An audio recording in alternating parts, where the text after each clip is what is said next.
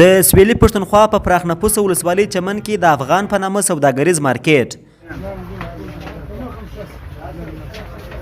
دغه مارکیټ د افغان نامه له کبله اوڅار او ګڼ پیرودونکي لري. دې نوم الانکې په ګرد پاکستان کې پر هر ځای باندې مشهور دی د مارکیټ. خلک پر نامه باندې ولا راځي د مارکیټ ته. په افغان مارکیټ کې د سینګار له توکو نیولې تر برېښنایي توکو پورې د ژوند بېلابېل د اړتیا وړ توکي ترلاسه کیږي.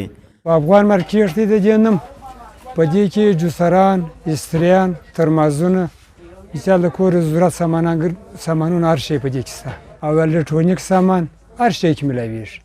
دلته نورو سامانو سره مطلب الکترونیکس د برېښنایي چې کوم توکي دا هم خرڅېږي نه. دا چې دي مطلب الکترونیکس چې دي اکثره د جاپان څخه راځي نه. جاپان څخه راځي، بارډر له راځي، بارډر څخه بیا خلک مطلب د لې راوړي د لې خرڅوي نه. یاد مارکیټ په سوداګریزو توکو مجهز د چمن ښار د پرمختللو مارکیټو څخه یو دی چې د خپل نامه اغیزې د چمن ښار پر اوسیدونکو جوت دی. په 2019 کې د افغان مارکیټ د نامه د اړولو ناکامه هڅه هم د نامعلوم لوري لخوا وسوه، خو د دغه مارکیټ کې د پلورنځي د هټیوالو لخوا همداراز د عام ولس لخوا دغه غوښتنه په کلکه رد سوه او اوس هم خلک افغان مارکیټ بولي. د دغه مارکیټ هټیوال وایي په یاد مارکیټ کې شاوخوا 2500 دوکانونه او نور اړین عامه تاسیسات شته چې هره ورځ پراخه سوداګري پکې کیږي.